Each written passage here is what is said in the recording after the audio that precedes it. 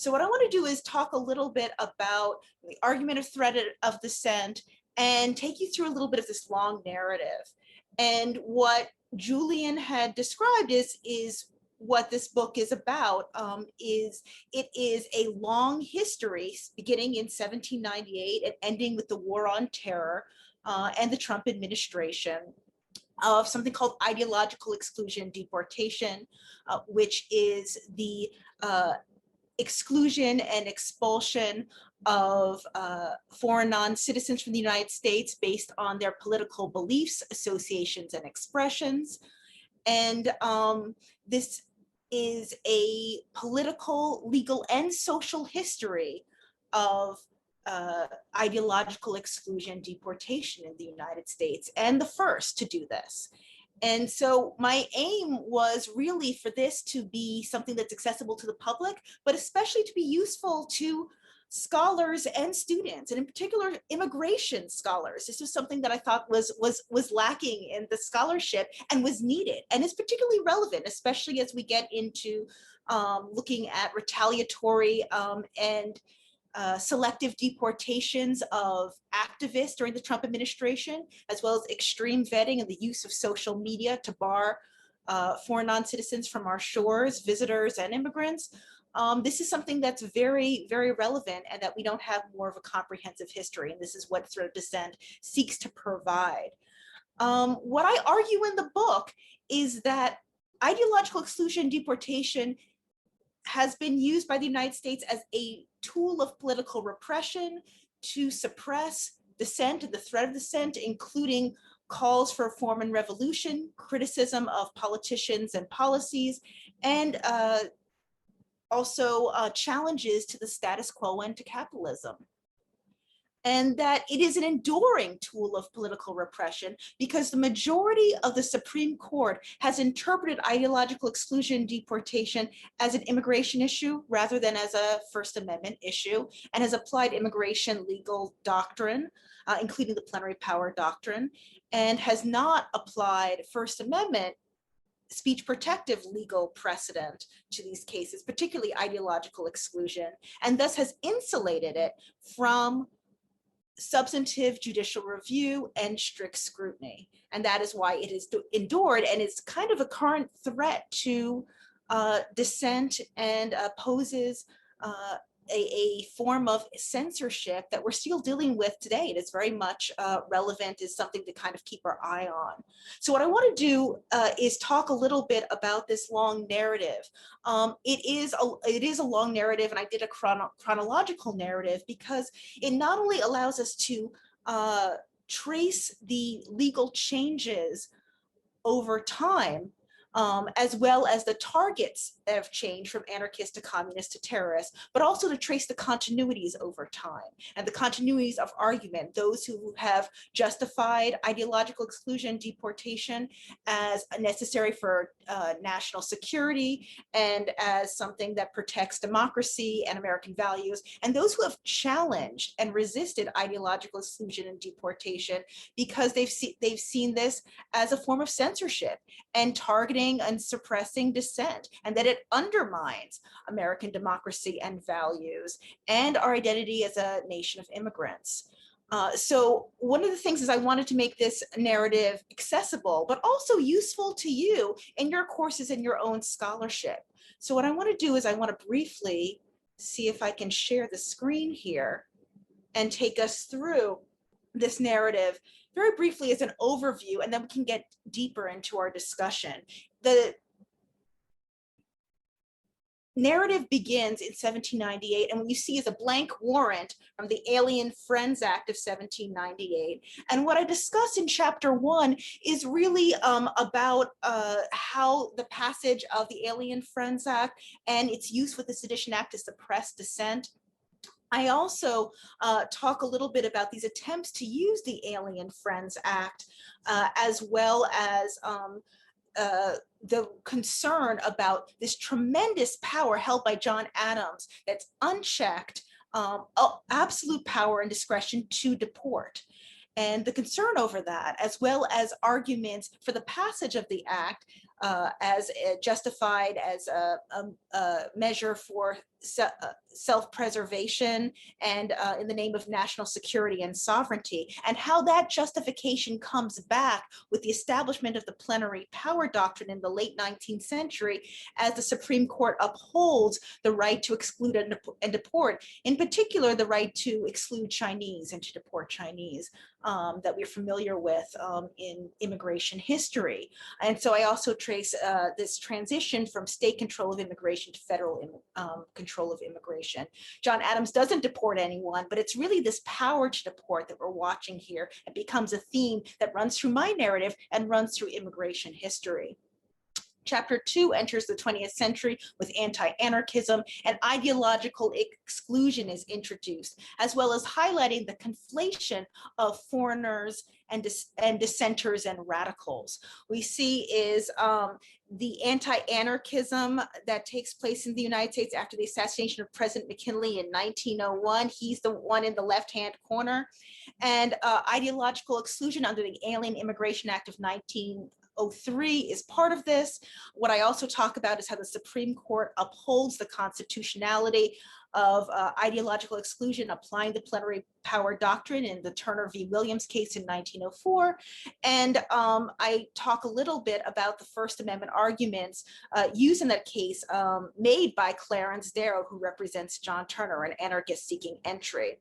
I also discuss Emma Goldman, who the notorious anarchist, and how the government uses immigration law to target her and denaturalizes her in 1909 and to enable her to be deported, which she is 10 years later.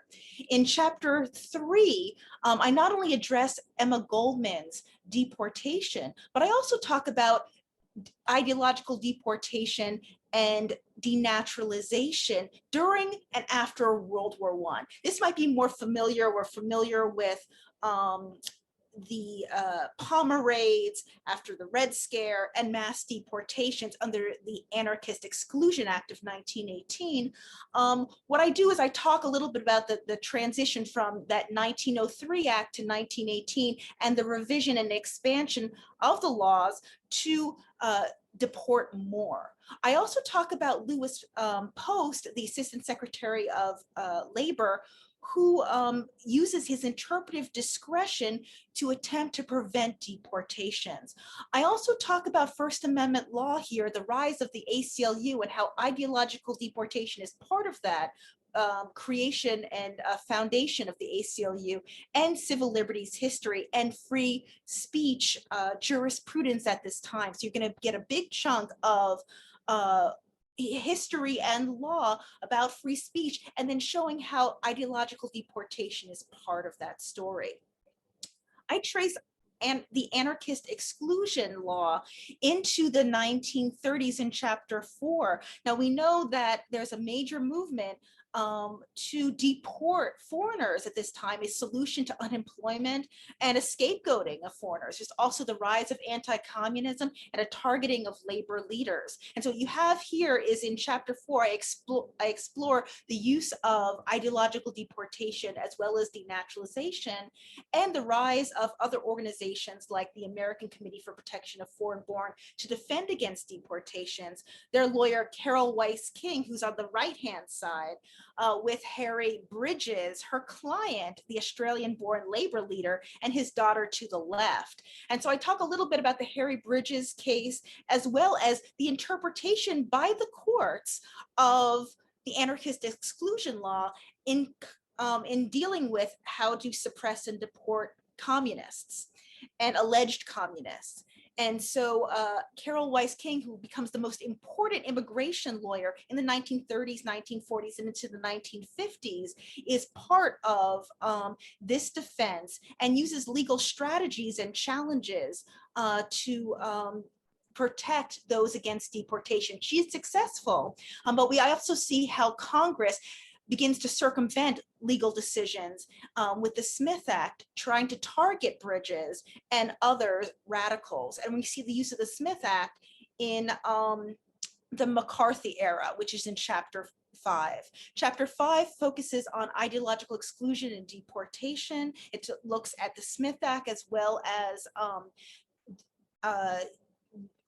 new laws, including the McCarran Act of 1950 and the McCarran-Walter Act of 1952. But ideological exclusion and deportation need to be part of the McCarthy era story and the suppression of communists. And that's something that this chapter reminds us. We also see familiar names included, this Graham Greene, as well as Charlie Chaplin, who you see here. I talk also about the Supreme Court upholding the constitutionality of ideological exclusion, deportation, and even as it begins to roll back McCarthy era measures and begins to expand protections for dissent and for radicalism and free speech protections, we see that ideological exclusion survives. It survives that rollback, and it survives immigration reform in 1965, which the Nixon administration uses. So the Nixon administration in chapter 6 begins to use immigration and the McCarran-Walter Act and ideological exclusion to bar leftists. And I devote this chapter, it's one of the most important chapters in the book, to the Ernest Mandel case. Drawing on archival research, this is the first in-depth look at behind the scenes look at the Ernest Mandel case, the precedent from that legal decision, Clendice versus Mandel, we still live under today. And this forms the main challenge to exclusion that we still use, which is that those seeking entry do not have constitutional rights, but those in the United States do, a right under the First Amendment to hear and to receive information. We still use the precedent in the Ernest Mandel case today. It's that important. And so what I talk about is behind the scenes, the activism, the legal strategy. I also show that there is a switch, a decision. Thurgood Marshall changes his mind and actually issues a dissent in this case. And it's because of his concern over use of legal precedent established by Chinese exclusion. And I also include the exclusion of W.E.B. Du Bois's Shirley Graham Du Bois, his widow, Shirley Graham Du Bois, her exclusion, as well as the attempt to deport John Lennon, which is a retaliatory selective deportation. So this is the Nixon administration chapter and has a lot of important precedent and information that sheds light on what's going on today in terms of ideological exclusion and selective and retaliatory deportation. Ideological exclusion survives the Nixon administration, and we see this being used by the Reagan administration in the 1980s. There's resistance from the ACLU, from PEN America, which I describe in chapter 7, and from Congressman Barney Frank, as well as Mexican novelist Carlos Fuentes, who himself was excluded under the McCarran-Walter Act, ideologically excluded under the provisions of that act. And so they are successful in their efforts to repeal the McCarran-Walter Act and ideological exclusion. But what I show also is that it opens the door for anti-terrorism provisions and ideological exclusion to come under a new threat, a new target of terrorism. I conclude the book in chapter 8 with the war on terror, which already has kind of begun with anti-terrorism provisions in the late 80s into the 90s. But I start with after 9/11, where you're seeing a lot of the exclusion of scholars critical of the Bush administration, critical of the war on terror and the war in Iraq being excluded. And you also see later in the Trump administration, in an extreme vetting, a use of ideological exclusion through social media, also exclusion through the Muslim travel ban, and then through retaliatory deportations, targeting activists who are critical of the Trump administration.